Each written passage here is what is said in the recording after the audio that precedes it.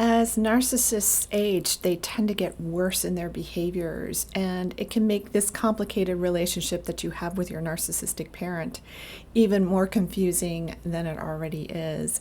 As you watch them put themselves in dangerous situations and other people in their care, perhaps your other parent in their care, it can really be extremely upsetting. So in this video, I'm going to cover some of the top challenges that I see with aging narcissistic parents, your elderly parents, as you watch them go through their end stages in their life and the various things that can happen in that time frame.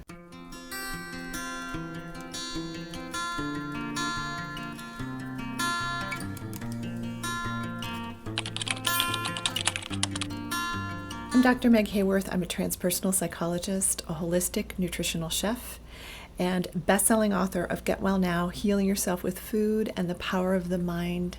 And I help wounded icons, adult children of narcissists, become healed icons with my Iconic Me coaching program. And what's an icon? An icon is somebody who's independent, confident, original, and naturally you. All those things that get squashed by that narcissistic parent help you heal holistically, mentally, emotionally, physically, and energetically and spiritually. So let's get to this subject. It's a really heavy subject. It's a difficult subject. You know, when you're in midlife and you're watching your parents age, and go through all these different things that they go through, and you're dealing with the narcissistic abuse situation, it can make things magnified. It can amplify them, especially if your narcissistic parent is going through cognitive decline. So if they're going through dementia, for instance, which is something I call narcomentia, because it's extra confusing, because narcissism plus dementia already highlights parts of the person's personality that they may start looping in over and over and over again. So if they start looping in their belligerence and in their controlling behaviors and in their victimization and all of those things that a narcissistic parent can potentially do, it can be even harder on you if you're the adult child who is taking care of them. So, what do you do? Well, I'll get to some of that in just a moment, but I want to talk about some other challenges that we have with narcissistic parents. One of the challenges that I see a lot with my clients who have narcissistic parents is that they see an increase in their stubbornness and their need to control everyone and everything around them. Like I said, to the point that they can endanger themselves and endanger other people that may be in their care, which can be really hard to watch and hard to deal with. Another thing that I find is that many people don't see their narcissistic parents very clearly at all until they get to this stage of life. And by that time, you, the icon, the adult child of the narcissist, is in your 50s, your 40s, your 50s, your 60s, and you're dealing with this narcissistic parent, and it's so in your face and so evident and clear that then you start learning, like, oh, that's what the problem has been all along. And then you have these other layers of things that open up for you inside of yourself as you start to look at how the damage has been done to you over the years, what the damages are that have been done to you over the years. And so you start to realize and notice, like, oh my gosh, my self-esteem is really rock bottom. My self-trust, my ability to trust myself or trust others is really rock bottom. And it's because I was controlled all the time. So you start to see yourself more clearly, and that's actually really good. Most of the people who do come to me for help, for my Iconic Me coaching program, they come to me in midlife when they've really realized without a doubt that their parent is an aging narcissist and that their parent is also going through cognitive decline issues like dementia, Alzheimer's, just general forgetfulness and mind fog that they might be going through more on a regular basis. Another challenge as your parent becomes more elderly is that they can become more and more demanding of your time and your attention and your energy and your money, whatever resource it is that they're expecting you to give to them. They are going to become more demanding of it. They feel entitled already to what amounts to, and I hate to say, I'm just going to say it, what amounts to like slavery. They feel entitled to your time, They feel entitled to your resources. And that only gets harder and more difficult as they age and as they can't do for themselves like they used to anymore. And typically they have a very hard time, almost impossible time, admitting to themselves that their memory's going, or admitting to themselves that they're really sick and not mobile like they used to be. They have a hard time with becoming vulnerable in any way at any point in their lives as a narcissistic person. But when they get to this stage of being elderly and sick and ailing and their bodies are failing them, and if there's somebody who really had their physical appearance, not all narcissists are obsessed with their physical appearance, but if there's somebody who is dealing with that, they can get to this space where they just feel like they're crumbling, and they think it's your responsibility to put them back together again. The problem is that they can't be put back together. They never could, but it's just more evident and more in their faces, which means it's more in your face as well.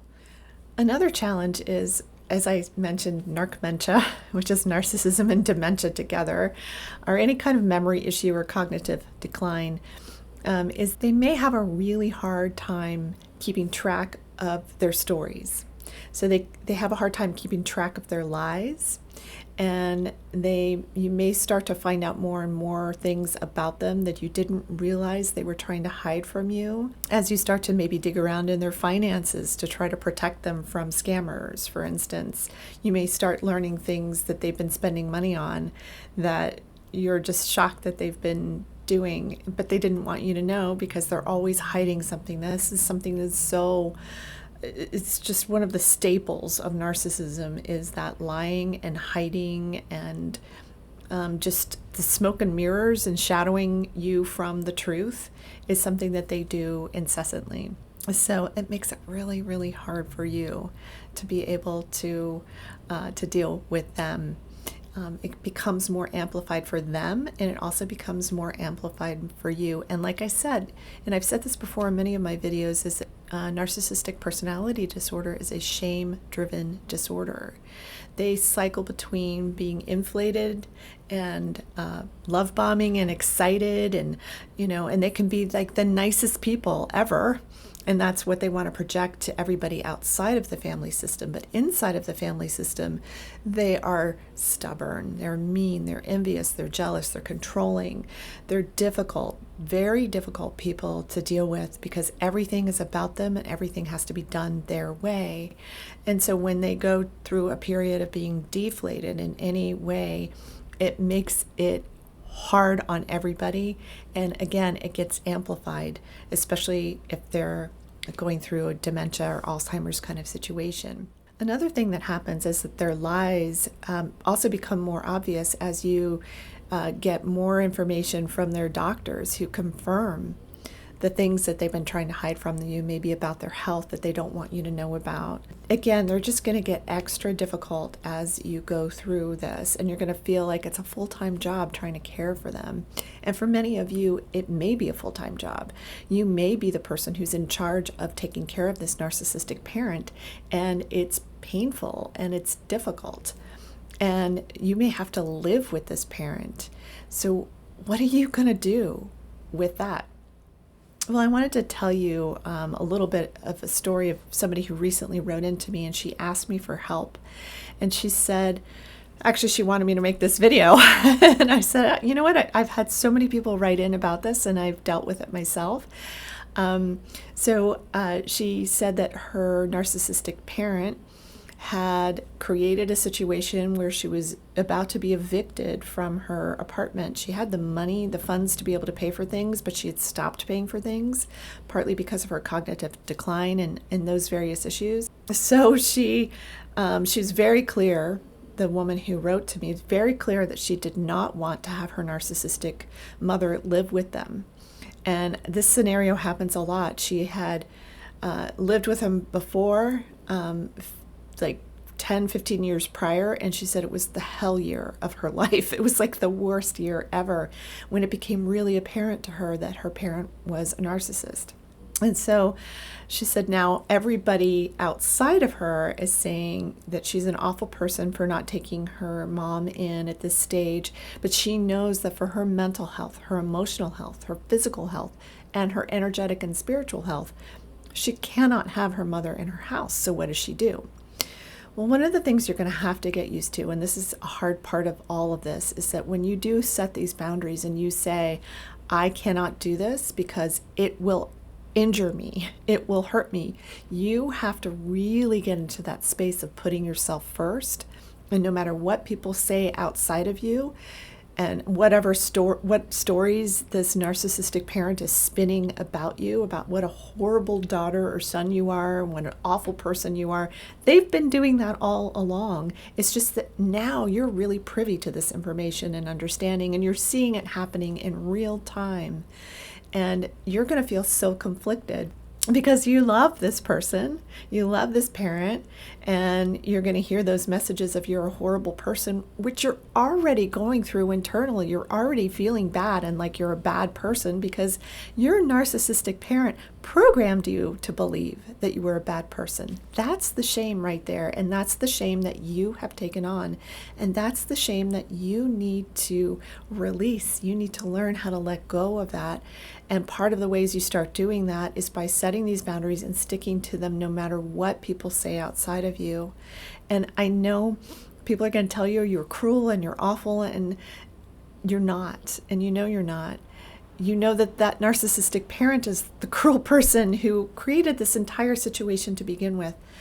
So the more that you can get help from authorities to assist you, from programs that are out there to help you and to help your narcissistic parent. You may have to call Adult Protective Services and get help from them. You may have to file reports against them. You're going to have to go to those legal levels to try to manage them when they become elderly and they become even more stubborn and they shoot themselves in the foot even more than they ever had in their whole lives. It's just everything is magnified and so obvious to you. Maybe other people in your life don't see it at all, but that's the thing that you're going to have to work through in yourself, that you're going to have to work through those feelings of feeling like you're abandoning them, which is one of their biggest fears. And one of the things they're creating when they create a situation like, getting evicted from their apartment when there's no need for that to even be happening. And now they're just behind in their bills because they haven't been paying and they've been using that money for something else. Like it can be maddening.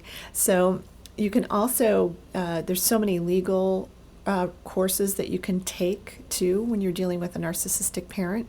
You can get a conservator, and and I'm not a lawyer, so don't, just start looking into this stuff and learn about the laws in your state. But a conservator is somebody who can help to manage their bills, because you can't do it, because you know that if you do, it's going to make it harder for you and for them.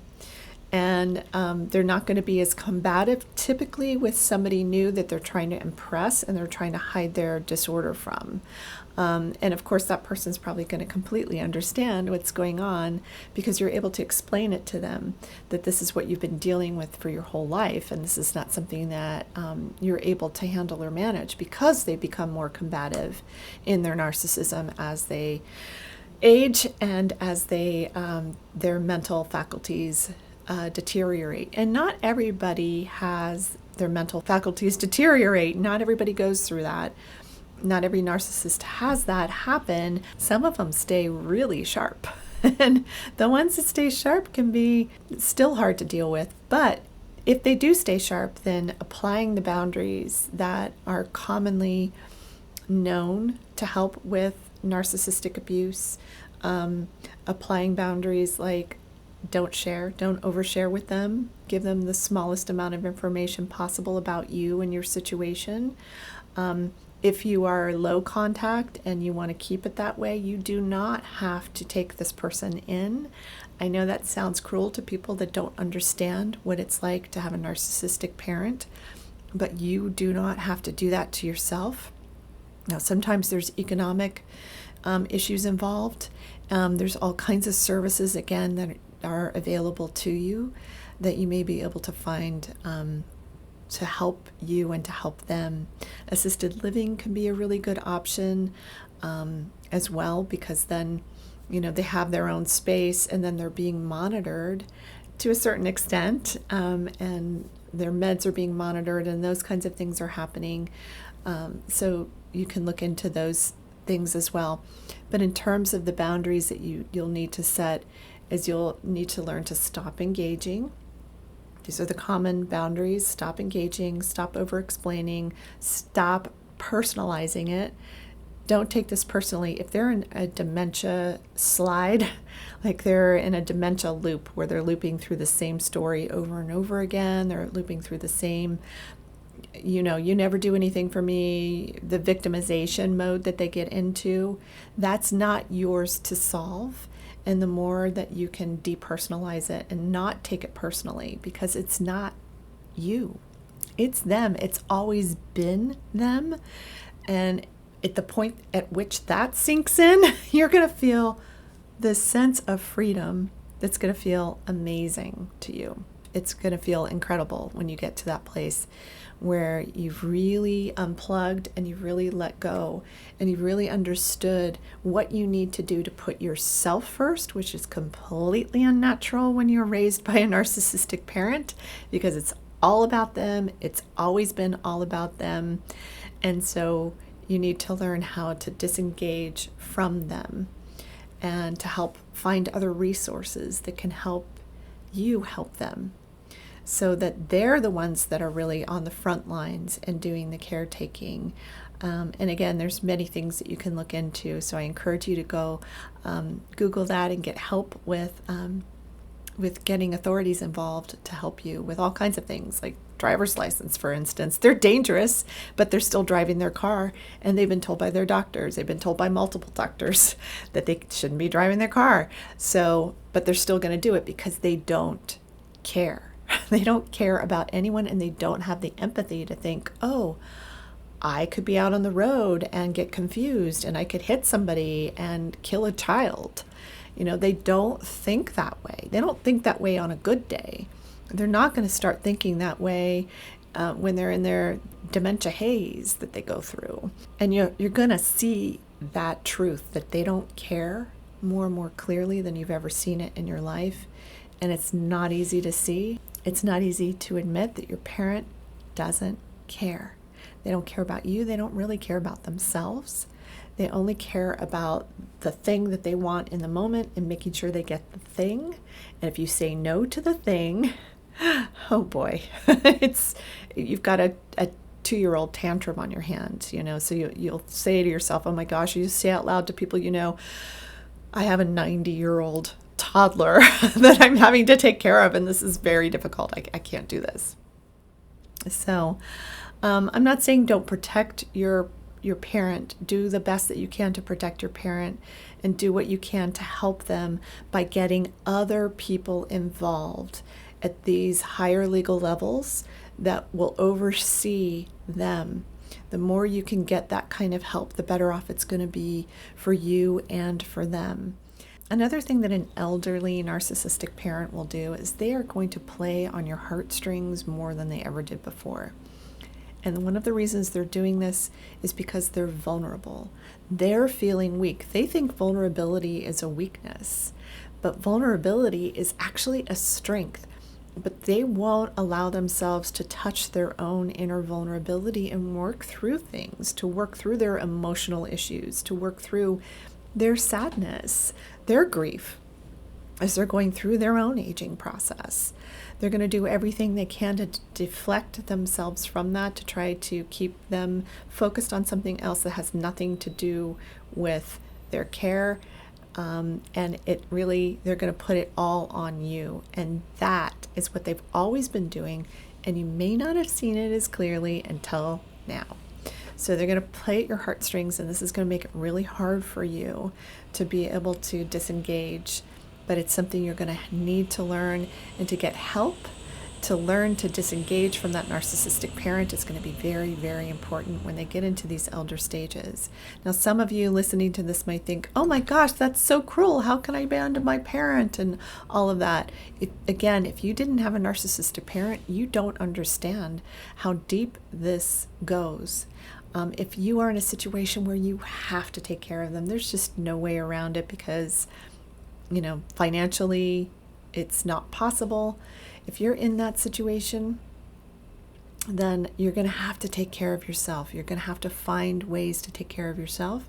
You're going to have to find ways to try to get medical help if there's, go through their insurance and find out, how can you get nurses? Can you get care providers through Medicare? It's paid for through Medicare. There's all kinds of things that you can do to try to alleviate your situation.